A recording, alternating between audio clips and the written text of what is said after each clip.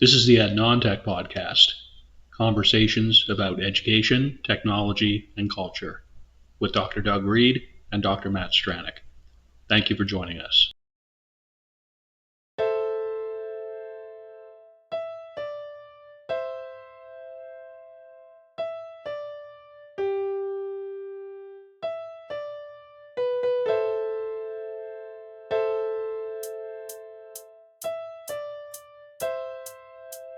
My name is Dr. Doug Reed, and I am located on Abagway, the traditional and unceded territory of the Mi'kmaq people.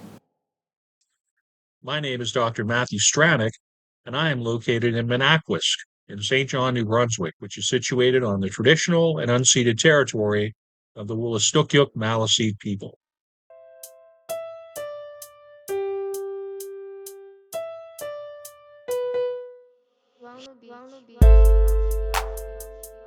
Well, hello, one and all in one, and one for all while we're at it. Great to have you here for the latest episode of the Ed Non-Tech Podcast. I am Matt Stranick. This is Dr. Doug Reed. We are here in, perhaps unbeknownst to you, unbeknownst if you haven't checked the website, which I do recommend you try. This is the second consecutive episode that we are recording this very self-same Sunday afternoon, Atlantic Canada time. Zones and results may vary depending on where you might be and when, but we are grateful to have you here. I'm glad to be here. Doug, I think you're glad to be here too. Oh, yeah. Yeah, given the alternatives, absolutely. Given the alternatives, for those who are not aware of all the various personal circumstances, because why would you be? My situation now is I've returned to New Brunswick, my home province, after being away for about a year and a half since I left for a contract that kind of left early. And being back, I'm having some family time. I'm having some quality family time, which is to say, I'm staying with my mom. And we've discussed around the meal table the phenomena of the bubble of privilege that we tend to live in contemporary Canadian society, North American society, those of us who are lucky enough to be able to stay in, say, detached houses in relatively nice parts of town. And I have to think that privilege is a pretty significant part of what we're going to be talking to in this specific episode. I was really stoked when Doug put forward the topic for this one because it brings up some undercurrents, some themes, and some names that we haven't necessarily addressed all that recently. So, Doug, I hope you're well.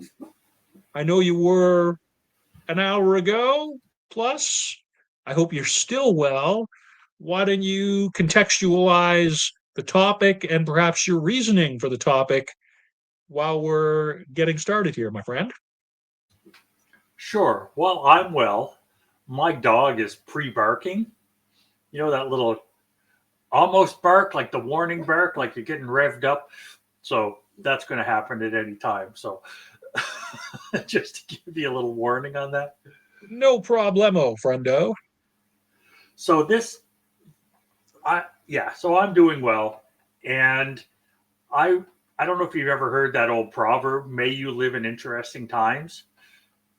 And that's where we're at, right? I didn't realize how uninteresting the times were before until this has been happening. So the topic today is resistance to oppressive education. And that's where I wanted to come from because I started looking at the history of things because that's always where I go. That's my first degree. That was definitely my first love. Where did we come from? How can I help that inform where I go. And I'm glad you like the topic because I'm sure we might have an opinion or two on it and what's going to happen.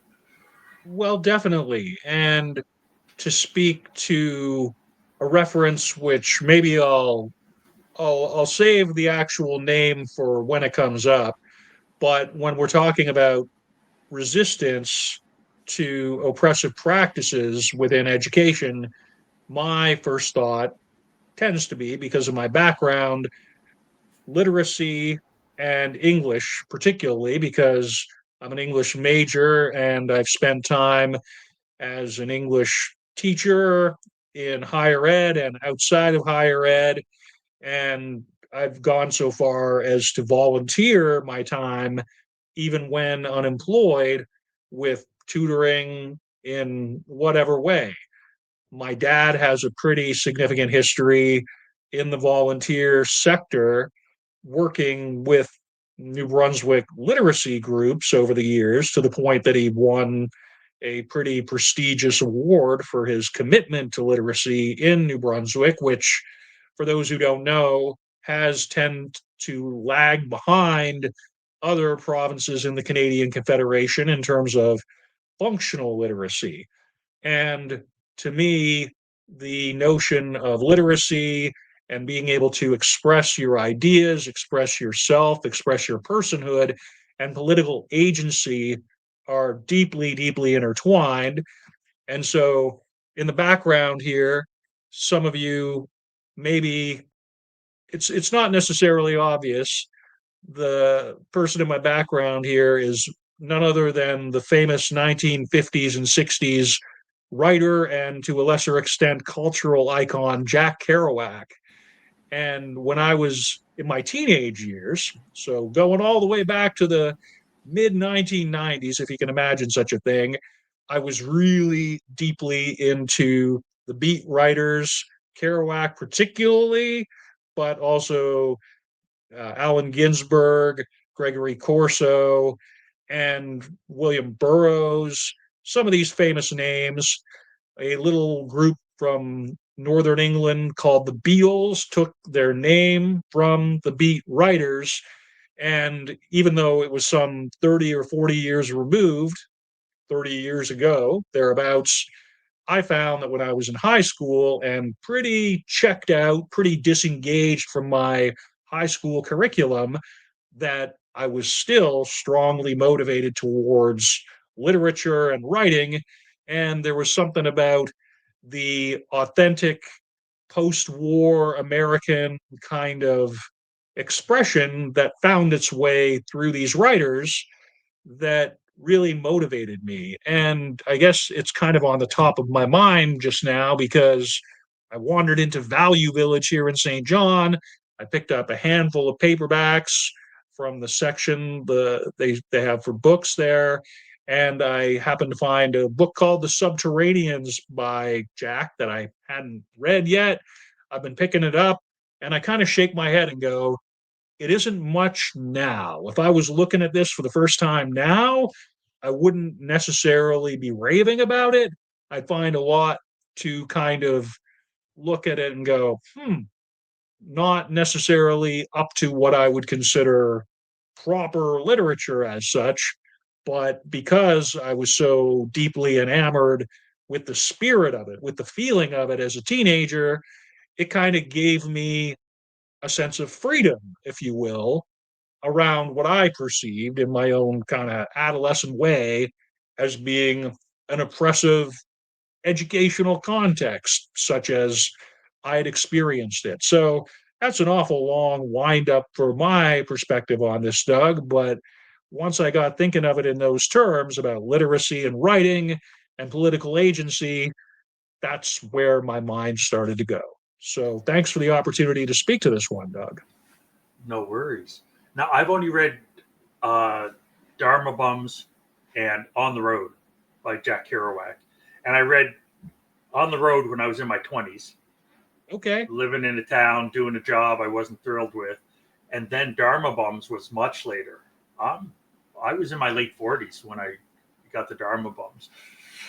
But anyway, so yeah, I don't know the rest of the beat authors, but I definitely know those two books and enjoyed them Absolutely. in very different times of my life.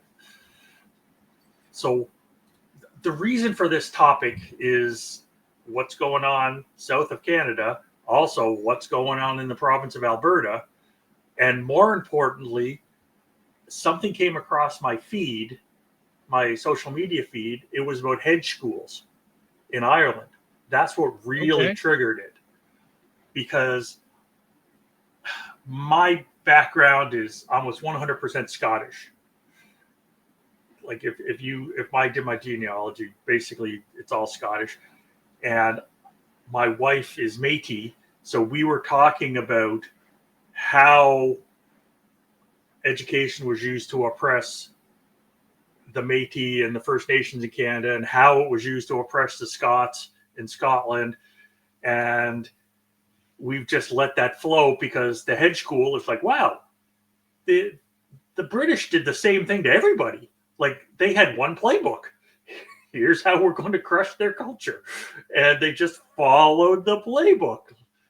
It was amazing. It's like a recipe. Okay, first do this, and then do this, and then do this. And unfortunately now, I'm seeing the exact same playbook being used now in south of the border and in Alberta. If I may, for those of us who are perhaps thus far unaware of what a hedge school even is, can you define or speak to that just a bit for us, please?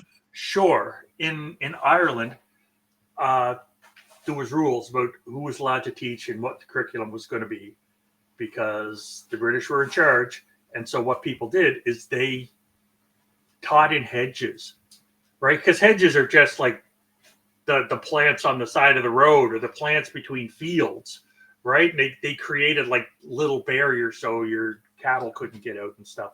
So they're basically hiding. They were taking the students and teaching them in hiding so that the authorities wouldn't know, but the students would still get an education. And they were taking their life and liberty in their hands to do this, but they felt it was important. And it was when education wasn't just to get a job. It was, no, this matters. The classics matters. The passing of knowledge matters. Having a critical thinking skills mattered. Troubleshooting mattered. And it was people trying to say, we know it's illegal for us to do it, but illegal doesn't mean wrong, because the people that made the rules do not have our best interest in mind. And they might have more guns. They might have all the money. That doesn't make it right. So that's where the hedge fund came from. And then holy smokes, that I went down a rabbit hole. I really did. And unfortunately, we are living in interesting times. So I thought it was pretty typical. And I want to talk a little bit about how educational technology is impacting this and what roles it can play for good or evil. And I'm just going to put it in terms like that because I like being blunt sometimes. I like calling spades. And it's our podcast. We get to do what we want.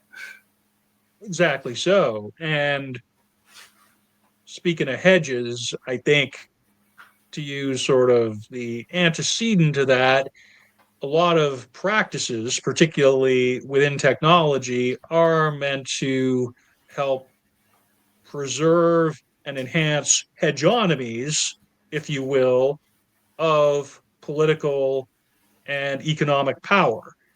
And the methods that we use to educate, the technologies, the pedagogical, the curricular approaches can, on the one hand, be liberating, or they can much more often reinforce the status quo, which almost always is in the vested interests of those with the political agency and ability to enact curricula. So the kinds of hedge schools, the kinds of asymmetrical or other kinds of approaches to education really are a matter of personal and cultural survival in a lot of cases. So absolutely thrilled and stoked and thrilled to be diving into this, going all the way back to the 18th century with a somewhat known figure, Robespierre. Why don't you tell us? I'm used to going in the Wayback Machine with you, Doug, but this is really even further than we would tend to go within the scope of this show. Oh yeah, yeah. And part of that was I went looking for quotes. Yes. I normally dig in and I head straight to Google Scholar because every article I find, I want free for the readers. I want the readers to be able to go to Google Scholar and find the whole article and read it for themselves because I'm cherry picking bits. I'm not going to. We're not going to spend an hour talking about one article, right? That we didn't write. Yeah, not a chance. So these are all free. And then when I started looking at the quotes and the theories and the stuff in behind, Robespierre pops up. I cannot believe that I dug out Robespierre because whew, you may not know who he is and you may not know what he done, but he's one of those names people know. Right? It's just one of those things. It was French Revolution. And was he a good guy? Was he a bad guy? He's certainly famous and infamous. And one quote that he had was, "The secret of liberty is to enlighten men, as that of tyranny is to keep them in ignorance." So depending on what your curriculum is and what you're teaching them, are you enlightening them to live their best lives, or are you trying to keep them in ignorance so you can control them? That's where it's coming from. So it's like, come on, it's Robespierre. We're here 4 years and I haven't brought out a big name historical figure yet. So had to, just had to. And with this quote, he's not wrong. There is a bunch of stuff he did that I do not agree with. I am not a Robespierre fan by any means, but he nailed that quote. He certainly did. Providing education, providing information, providing ideas. When we're talking historical, I'm thinking to Plato's allegory of the cave because my mind has been on philosophical tangents lately, Greek and Roman, particularly, I suppose.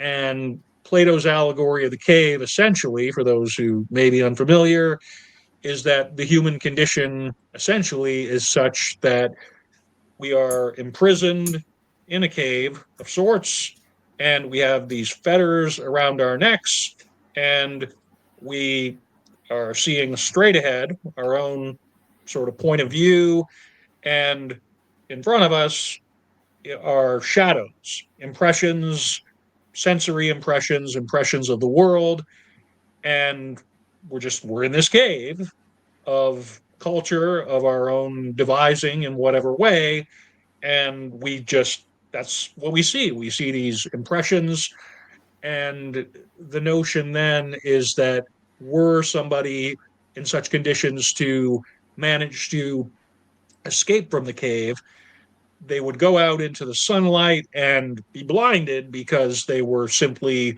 not used to it. There was just sensory overload. And that's kind of a nugget that I recall from at least one or two of my classes at St. Thomas when I was doing my Bachelor of Arts degree with a really awesome philosophy professor, no longer with us, named Frank Cronin. He was a Plato specialist. And I remember his reference to that anecdote, to that allegory, as being something he really instilled in us. And just apropos of what you were speaking about, Robespierre just now entered my mind as possibly somewhat associated. Yeah. Yeah, you're lucky to have got to work with or got to learn from somebody that was an expert in something that is so vitally important. But I like the concept, and unfortunately, I think we're going to end up with more people that are going to become famous and infamous for standing up for what people think is right. I think that's coming. And the resisting education part of the podcast today is bang on with that. It's what can we do? It's coming. How do we stand up? How do we do the right thing? And we will show our characters, right? Because that's how it works. So how do you show your character? Within the Canadian and American context right now, particularly, I'll say it, of right-wing populism, where the exercise of a free sort of approach to education, the notion of being able to explore unconstrained and fully within a curriculum is being challenged. We had an Yeah. episode just this very season, not even that long ago, to do with book bans, book burning, and how they're part and parcel of the same cloth, as it were, and the concerning trends, particularly in the province of Alberta, where the Conservatives have turned populism into such a element that the school teachers are now on strike, if I'm not mistaken, right? The public Yeah. school teachers, I don't know the parameters, whether it's rotating strikes or whether No, it's they're out. fully across. It's concerning, right? The people who should be perhaps given the most political and other kinds of agency, where they're working with the young, the vulnerable, they're having pretty significant restrictions asked of them, pretty significant concessions within their latest round of bargaining in the union sort of side. And it does, I think, dovetail with these book bans, which have been put forward by the provincial government. And we don't need to spend a huge amount of time on this space, but since you brought it up here, Doug, I have to assume that's kind of what you had in mind. That's definitely part of it. I know a lot of people there that are really hurting, and my social media feed is full of people saying, "Here's the lie that got told by government today. Here's the lie. Here's the truth." It takes so long, though. A lie takes a second or 5 seconds to say, and then it takes hours to disprove it. And it's like, and by then they've told a gazillion other lies. So, and that's part of the oppression, and that's where the next reference is. And if you have an education background, you might have heard of Paulo Freire, Pedagogy of the Oppressed. We have talked about him a bunch. I bet he is the most quoted or most talked about person that we've done in 4 years, 4 seasons of this podcast. But we've never once actually quoted him and put him in the notes and talked about some of his writing. He's always just been there. He's just free air. That's just a what giant it is. of education, and Yes. coming of his main political awakening, I guess, his main educational practice, what he's known for, 1960s, 1970s, and into the 80s is kind of his main era, for those who don't know, working in Brazil, which populist right wing concentrations of power among rich oligarchs, among those who held landowners, at the expense of largely rural, largely indigenous populations. The antidote was such that Freire entered as a literacy educator, teaching reading and writing, and then kind of developed these progressive philosophies and approaches to teaching and learning, which have subsequently made their way into just about any reputable education program that you can name here in North America. I certainly heard about him throughout my BEd and MEd and doctoral degrees. I've been asked about my opinion about this person during job interviews over the years. It's really hard to overstate the significance Freire has had, and hence we talked about him a whole bunch variously throughout the show.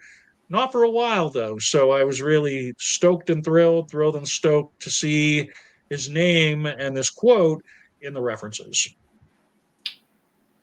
Thanks. Thank you for giving his background in a nutshell. That was fantastic. That was better than what I was going to say. So one of the quotes from Freire is education as an exercise of domination, which I love that turn of phrase, stimulates the credulity of students with the ideological intent of indoctrinating them to adapt to the world of oppression. It's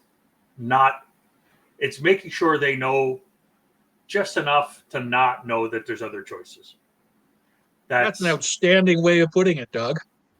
Yeah, it's like I look at what the Irish just did.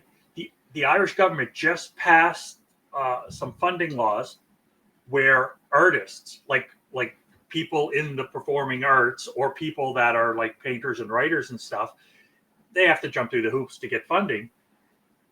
But they're funding them to a living wage because they find every dollar they put into the arts, $1.38 comes out the other end. They make money. The more they fund the arts, the better their economy is. And to go from, or whatever, a euro, go from €1 to €1.38, that's massive. That is a return that is unreal. And it's like, yeah, it's a no-brainer, people. Why isn't everybody doing this? So, and it's like, yes, let's use the arts. Let people think. Let's develop the storytelling. Let's do those things. And that is the exact opposite of education as domination. It's like, no, let's free them. Let's get out there. And I love so many Irish people. They're amazing. You have a family member who's been over there for quite a while, right? Yeah, my brother's over there, and his family, his wife and his kids are fully Irish. I guess his kids are half Irish, half Canadian, but it's and I know other people over there because when I've gone over and met with them, I've got to know some people because I was over there quite a bit. I've been there like 14 times, I think. So yeah, I know one of my favorite professors ever, another St. Thomas University professor, Stuart Donovan, and he's still practicing. He's still around. He actually was somebody who, after my BA, gave me a letter of recommendation to participate in the BEd at the same program, even though I graduated 5 years out. When I was at Value Village a couple days ago, I grabbed a copy. It was kind of serendipitous. I found a copy of one of his books of poetry. Wow. In the Shadow of Imi, Poems New and Selected. He was an Irish literature specialist, and he actually did his doctorate at UCD in Dublin, right? One of the main institutions there. And I took his Irish lit class. I took a few of his classes just because he was such an engaging lecturer and just such an awesome guy who was so passionate about anything to do with narrative, really, that just such a huge influence. And I was very pleased and grateful to find a collection of his just sitting on the shelf at the thrift store a couple days back. And if you're talking about a country that exports a lot of culture, not to say human beings historically, which they have, you can see that those investments you described are absolutely making their money back, and even beyond the economic impact, the cultural capacity builds into the future with these kind of investments. And really grateful to hear you bring in the Irish standpoint on this, Doug. Oh, yeah. Yeah. I'm trying to go around the world with this because I've given you a European, I've given you a South American. We're about to do Russian. So we're going all over the world with the whole concept of here's how oppression works. Here's how using education to dominate others works. So, and unfortunately, technology is at the core of so much of it. So I want to jump to 1981 with from the Soviet Union. Medvedev and Kulikov, Human Rights and Freedoms in the USSR, and their quote is, "The secret of freedom lies in educating people, whereas the secret of tyranny is keeping them ignorant." And it's just that simple, and it's just to the point. It's why are we doing all this foolish testing, right? Why are these standardized tests everywhere, right? Other than teaching them how to take a test, how is that helping them think? How is that helping critical thinking? How is that helping problem solving?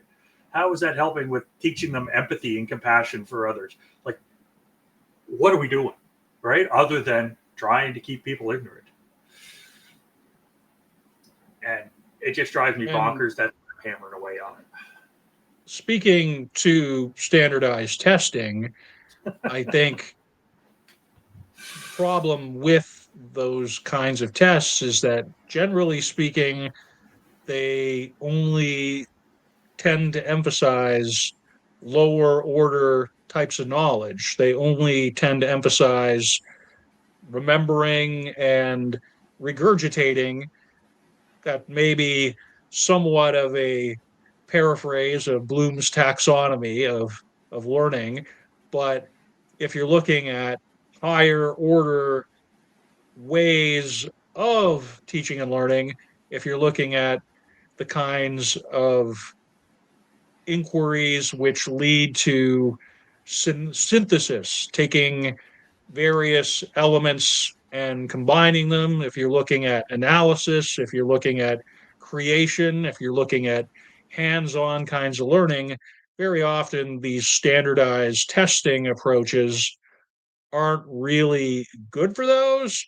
And so it becomes then a matter of, okay, you're learning how to take a test, you're learning how to do certain kinds of cognitive actions under stressful time constraints and stressful physical and mental situations. And it becomes more of a social regulation function than it does of giving people the ability to demonstrate what they know, to internalize things at a higher level. So I think you really hit on something by drawing that analogy, Doug. Yeah, for me, it comes down to what are we doing? Like literally, I know I say it a lot, and it's just what are we doing? And you give your head a shake. There was years and years ago, I was helping my uncle put a fence in, and we were both teachers, right? We were putting a fence in his backyard so his kids would run around and play and stuff. They're all adults. The youngest one turned 30 the other day, so I'm dating myself.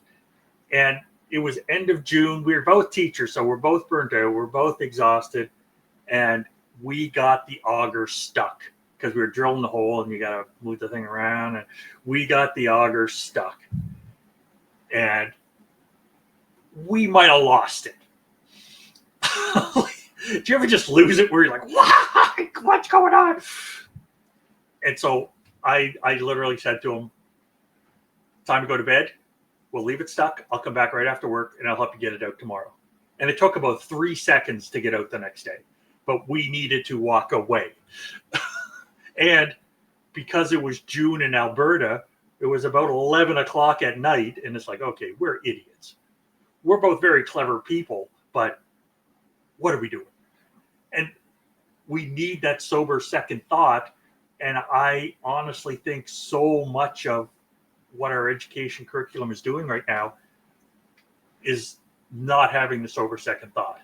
And the impacts of the technology of how to make it more administrivia and more jump through the hoops, that is not helping us create better citizens or better thinking citizens or citizens with liberty and freedom. It's jumping through the hoops so somebody can sit in a widget factory and put slot B into tab A. That's not, what are we doing? And we need that deep thought to actually happen. And right now, I'm honestly seeing the upside of a whole lot of people saying, holy smokes, we got to do this. This has to happen. And looking at how many teachers showed up to the Alberta legislature the other day, it's like, yeah, you can't ignore all of us. And if they get legislated back to work, I honestly hope there's a general strike. I hope the whole province just shuts down. Every unionized worker just says, no, we're done here. Right? You can't legislate these guys back to work. Again, that's my own 2 cents on it. But it's, how do we keep education free? How do we keep liberty going? And I think that's where we're at right now. And the foolishness that gets pumped out through technology and the social media is crushing that right now. It's a matter of social media being very advantageous to the entities and individuals who have political power and hold political office. Essentially, the propaganda that comes as part of the official narratives through these individuals and groups gets amplified by various official and independent so-called media outlets and, God, even influencers. Yeah. I've had the experience of being in Alberta recently, and I can tell you it's absolutely unique in every respect from anywhere else I've lived in Canada. And I've lived just about every region of Canada besides northern Canada, I suppose. So I feel that I can say that fairly. And it's a real shame what's happening with the teachers. And I completely agree with the notion of a general action if government mandates are put in place against the union's ability to stand up for its members. Yeah. And the members are trying to stand up for education. Right. Right. It's like one of those, have you ever seen any of these influencer posts where it's like, oh, here's secret scientists don't want you to know. And it's like, what a load of horse manure.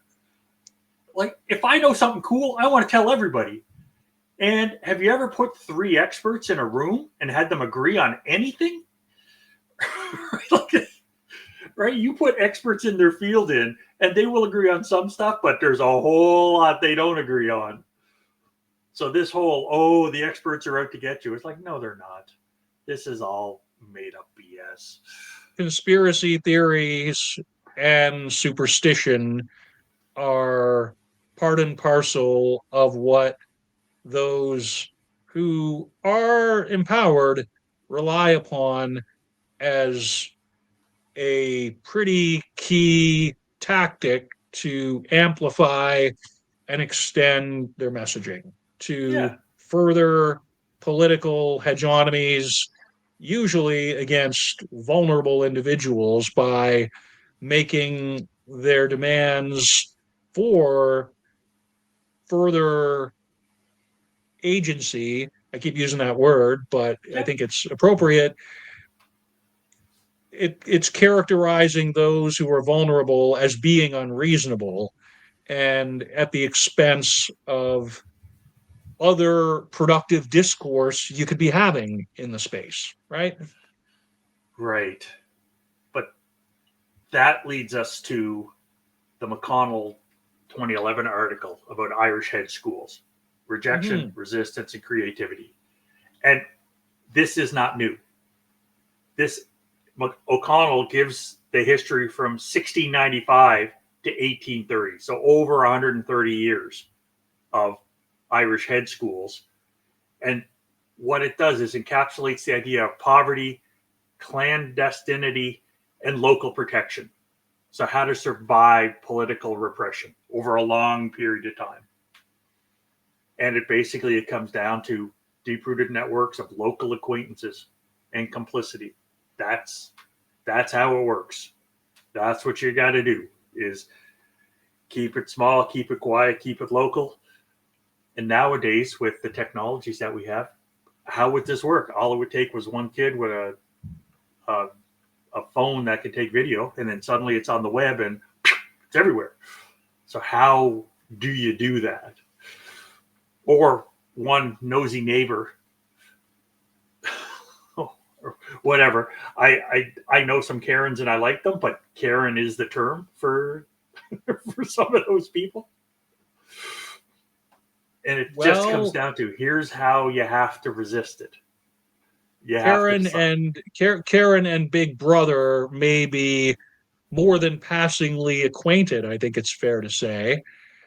I have, over the summer, I've described it as a strategic downgrade from a smartphone with the associated tracking mechanisms to a flip phone. And it's not so much to limit others' ability to see my activities. Honestly, I'm a pretty beige, pretty benign individual as far as it goes.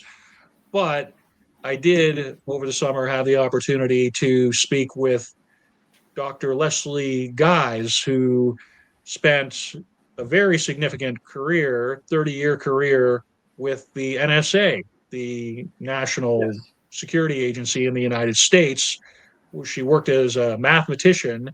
And she told me very explicitly that anything you're involved in online using any kind of social media app is open to not just your friends, not just even random people Googling stuff, but to a whole host of groups and enterprises, which may potentially change the ways, if you really thought about it, how you even use technology. So I've been just trying to be more mindful, I suppose, about my own usage of this stuff.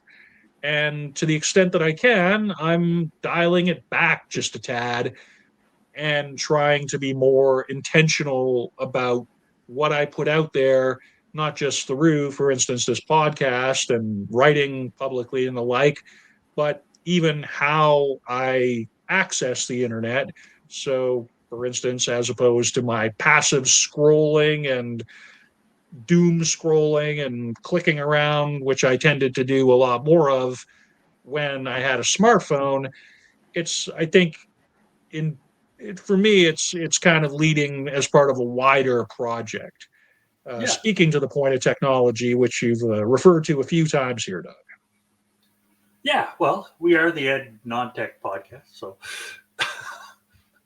And don't get me wrong, schools and education do control stuff, right? I remember talking to a girl, she was about 14, and she was struggling with the concept of nation because her teacher had a very specific definition of what nation was. And I thought it was complete BS. And we had a heated conversation, which was nice, right? Or energized, not heated. And we came to an understanding of what nations were and what they weren't. And then she goes, well, what do I say in class to the teacher? I'm like, oh, jump through the hoop, right?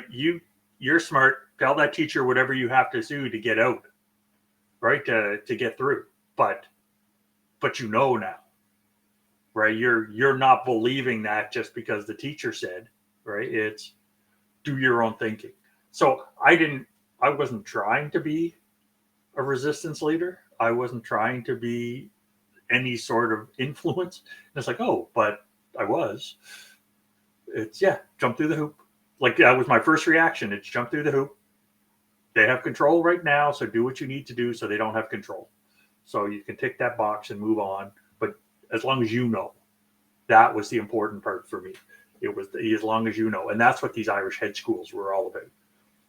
Because other parts of this article talked about how people would come and be shocked at what these students knew when they weren't going to the colonial schools, right? They assumed that they were just all whatever rural kids that knew nothing, and it's like, no, their Greek and Latin was top notch, and apparently that was what mattered, right? All you had to know, it's like, okay, it's 1700, you're in Ireland, but the Greek and Latin you knew was the priority, and that kind of thing is something we didn't mention in the mandatory obsolete episode that we've recorded, but it's just one of those things.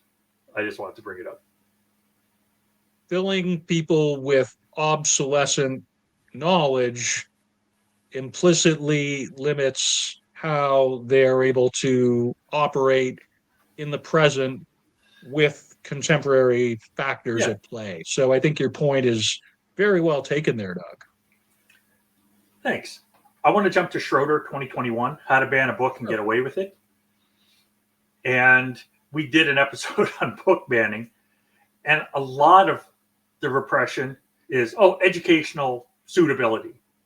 It's like, what's that mean? It's like, it's a catch-all for we're going to do what we're going to do.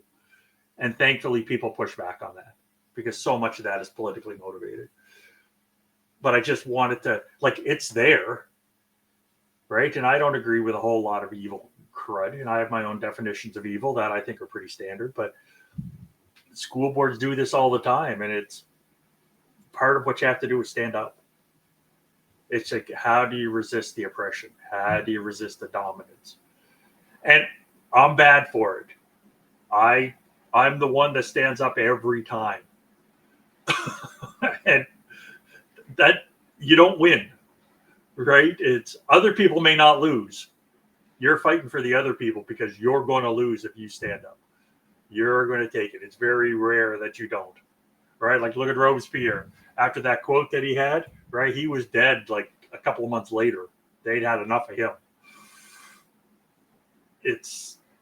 You do take your life, if not your livelihood, in your hands sometimes by taking a consistent stand on or against certain positions. To speak to the book banning episode of late and the Alberta context, one phrase that came from the premier of that province where I used to live not that long ago was malicious compliance to describe librarians' activities in response to the removal of certain types of books. So it included removing Margaret Atwood. It included removing probably like Harper Lee, To Kill a Mockingbird, and just various of these very well-known, very well-regarded parts of literature, the literary canon, for having textual descriptions which were objectionable.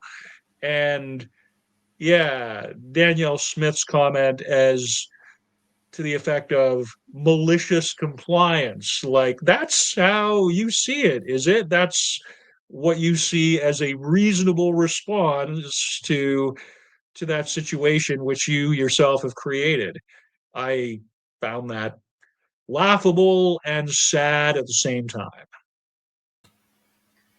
It's like anybody, if you're going to go up against somebody, if they're smart, if they're knowledgeable, if they care, right? And you come up with something that you just threw together and you're either lying about or you don't care about them, then that you're going to get malicious compliance and you're going to pay at the end.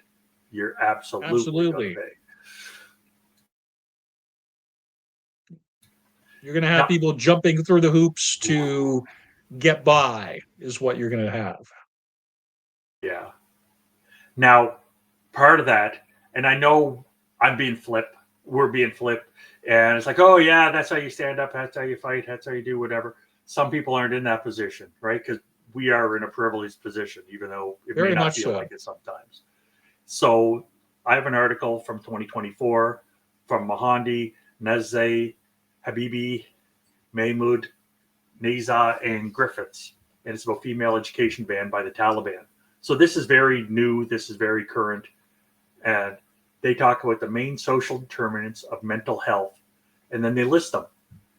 Include adverse early life experiences, poor education, unemployment, job insecurity, poverty, and income inequality.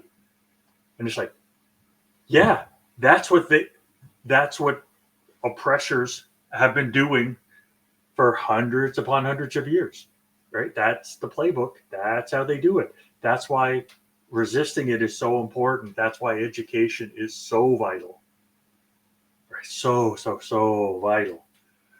And they're talking about Afghanistan. So I've literally, I went out of my way to try to find references from all over the world to make sure this isn't just a North American thing, or it's not just me grinding an axe on Alberta or down south or whatever. This is a worldwide problem. It's people are people. How do we help all people? And not everybody wants to help all people. Well, and to speak to contexts and settings and locations where these kinds of issues are way, way more ingrained than what either you or I would have experienced in our respective careers or lives thus Mhm. far. When we are looking at what it's like to be middle aged, white, male, middle class, pretty educated folks, we have it, I think, incumbent upon us to interrogate that privilege, to try and ask why privilege is accorded in our direction and why historically and contemporaneously it fails to be distributed among others, whether it's on the basis of race, ethnicity, gender identification, or a whole host of other areas and factors and variables. And for those who are comfortable to accept their privilege and kind of go forward without that spirit of self reflection, it's sort of like, what are you doing and why? Are you simply unaware that you have privileges that others can't even begin to imagine? Or is it that you are so comfortable with it that you are expressly either working against it consciously or implicitly by just not saying anything about it? So, this is where an independent media enterprise like the podcast or whatever, it at least gives us a chance to kind of scope out the boundaries of our own privilege and perhaps in so doing provide examples for others. I agree. I agree. And that leads us nicely to how some technology is helping too. Because I know part of the educational stuff, I've been bagging on how the technology is not helping, not helping, not helping. But our last reference is a dissertation from UBC from 1986 by Haig Brown Vero. And it's about invasion and resistance, Native perspectives of the Kamloops Indian Residential School. And both of us were in Kamloops when a whole lot of horrific stuff was found or admitted to, right? A lot of people knew it was there, but it finally hit the open air, and then everybody knew that something was going That's a on. very powerful message that you are speaking to here. Hag Brown Vero actually in addition to Doug and I having both spent time in Kamloops, the fact that my kids are both there and they see Kamloops as being their hometown, and the day that the announcement was made public, speaking to the what is now accepted to be the remains of human individuals on the grounds of that school. I actually, within the context of my role at that institution, was speaking with a Secwepemc elder, like on something totally unrelated that very morning. She made a little video just speaking to welcoming folks to the territory, which she had said she would do. And I had a very, very brief but powerful conversation with her about the events of that day. And yeah, Hag Brown Vero, her daughter Josie, actually worked at the same institution that we worked at. And I had some professional collaboration with her during that time. So, speaking to the significance of these pretty recent, pretty major events for Indigenous and First Nations individuals in the Kamloops area, I really was grateful and found it interesting that you brought this reference as sort of the final quote for this set of notes. I normally, when I put my list together, it's chronologically. I start with the old ones and bring it up to the new. And with this one needed to be the last one, even though it was nearly 40 years old. And I had a bunch of others that were newer, because the quote was, "Success was determined by the school's ability to fulfill the objectives laid down by the policymakers. Assimilation was the prime objective." If that wording is so similar to what happens when oppressors oppress and dominate and use education to do it. And I've avoided choosing an episode about what has happened to the Indigenous peoples of Canada, because I'm not, right? It vitally matters. And my wife is Métis, she's Indigenous, but I'm not the right person to say that, other than I'm an ally. But when we take a look at this, it's not just me bagging on Danielle Smith. It's not me having to go at the British in Ireland or the Taliban. This keeps happening over and over and over again. And I never would have found it without the technologies that are in place.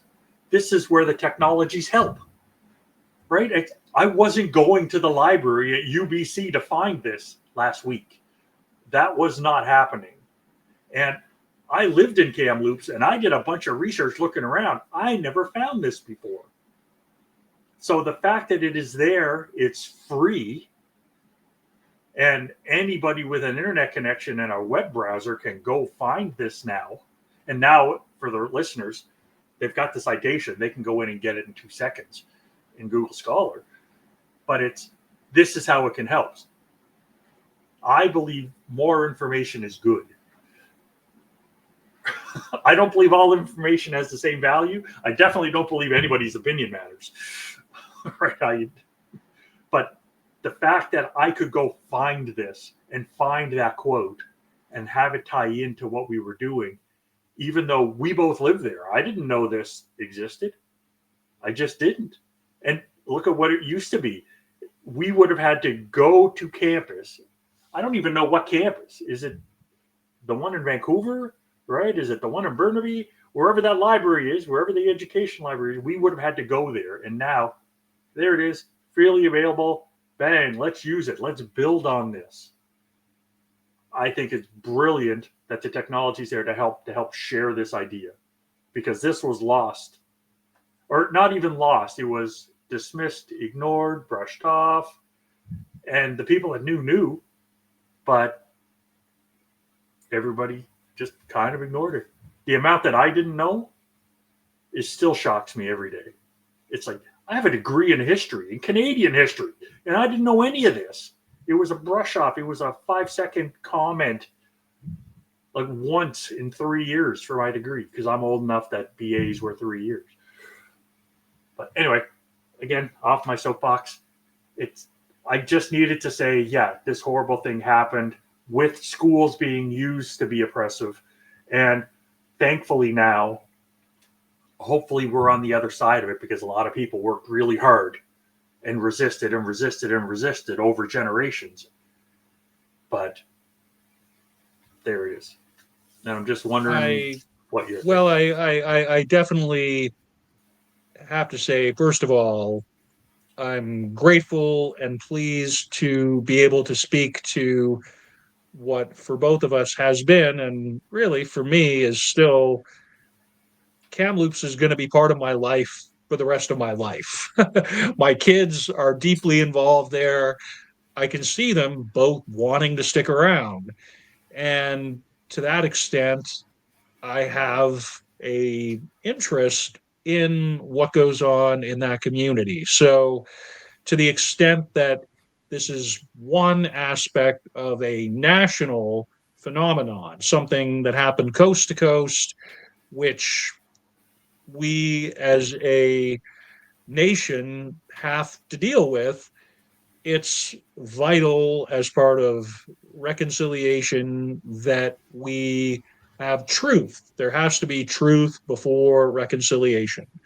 And having the benefit, as you say, of technology as a way of distributing information, distributing knowledge, there's a lot wrong with how technology gets deployed in educational contexts, but in terms of disseminating knowledge, in terms of making people at least have the ability to find things out, even if they don't quite know what they should be finding out, that is a very powerful benefit of the worldwide internet. And I do appreciate the fact that we can have a positive that we're kind of winding down on as we go out through this episode. So really appreciate this particular reference here, Doug. Was there anything else we Thanks. wanted to get into before we sort of began our exploration of some of the visuals that you've included here, my friend? No. I'm ready to jump into the visuals, and I'm hoping you're using the active Google Doc, because the one image I really want to talk about, I just added as we were talking. Okay. I'm scrolling through it right now. It's the very last one, and Okay. we were my wife and I had a chance to go to Egypt, that listeners know about, right? That was 8 months ago, and on the way back, we stopped in Paris for a couple of days because my wife had a chance to teach there in Egypt for a couple of weeks, and then on the way back we stopped, and one thing that Paris has that was so neat was little tourist coins. Instead of rando tchotchkes and plastic crap, they had little tourist coins. Nice. Like that. And you go to different places, like there's a Notre Dame one, and there's an Eiffel Tower one, and all the rest. And I picked them up wherever I went because they were €1 or €2, and I like having the physical reminder of where I've been. Absolutely. And on the webpage, I just took a picture of one of them, and it was about the French Revolution, because we started with Robespierre, so I figured we come back and end there. And they're still very proud of that, right? Part of their culture is we overthrew the tyrants. That is a living, breathing component to what they do. So, and I had it right here, and it's like, oh, I missed it. I need to include that picture because that is such a key component of what they do. And it's a very Les Mis looking scene, if anybody's ever seen the play Les Miserables. But so there's other pictures there that have some descriptions about the topic that we talked about? Is there any that you're interested in, or should I jump into the word and quote? Well, I do appreciate that you've included the Peanuts comic strip here. Can't go wrong with Snoopy and Charlie Brown, or Linus for that matter. And I also appreciate that you've got a quote and an image of Paulo Freire, who we talked about earlier in the episode and variously across this podcast, all previous seasons of it. So having a nice picture of his somewhat serious bearded countenance on there, it's a nice addition to the show notes, I have to say. So And do it was a check them gap. out. It was a Yeah. gap for me because when I went and found this, I realized I had never seen a picture of him. I had never gone looking. His face didn't matter. His thoughts and words that he wrote down is what mattered to me. And then I saw a picture. It's like, oh, that's what he looks like. Oh, okay. But I never had that before. I didn't know if he was tall or short or fat or skinny or whatever. And he's got a pretty good beard in that picture, so that much might be the 70s too. It I think adds people were value hairier in to 70s. the overall impression. It adds dimension, it adds depth. So good work on the images here, my friend. Yeah. In Thanks. terms then of the aforementioned word, phrase, and question, what are we looking at here, pal? Now, I hopefully haven't messed you over at all because I changed the word of the podcast when you were talking. Okay. Because agency is the word now. And it was so much better than the word I had chosen. And you said it a couple of times, and it's like, that's the word, baby. That is it. That's what we're talking about here. And I didn't have the right word. And I love being a lifelong learner and not having a big ego about it, because it's like, yeah, let's change it to make it better. It's like every time I write a paper with somebody, here, make it better. Because the best writer I ever worked with, she did that with me when we wrote a paper. She sent me the paper and said, here, make it better. And it's like, I can't. You're 100 times the writer I am. I was honored that she would think I could. And I had a couple of comments, but so it's, what can we do to make it better? You made it better. The question I of the appreciate podcast that, my friend. is, how can educational technology play a positive role in resisting ideological education? Awesome. That's the question. How can we do it? There's got to be ways. I gave one example with the final reference. And the phrase of the podcast is asymmetrical and other kinds of education. And that's breaking out of the traditional controlled structure to what else can we do? How else can we do the teaching and learning? How else can we make people better citizens and get them to have better lives? So those are my top three. Awesome. Well, always grateful to see where we end up at this point in the show. And I, for one, am really pleased with the conversation we've had. I think there's a tendency towards liberation education or whatnot in the spirit of what we do, in the spirit of a show which manifests on a generally worldwide internet. And we welcome engagement from anybody, whether agreeing with us or disagreeing with us, questions, comments, trying to answer some of these questions we put forward within the notes. We just appreciate engagement of any way, shape, or form, because that's at the heart of any worthwhile educational enterprise. And I think probably that's all I've got to say on the topic for now, anyway. Doug, is there anything else you wanted to put forward before we sign off? No. Thanks for listening, and looking forward to engaging with you again soon. We appreciate you very much, whoever you are, wherever you are, when and however you happen to be checking us out. Take care, everybody, and bye for now. Bye-bye.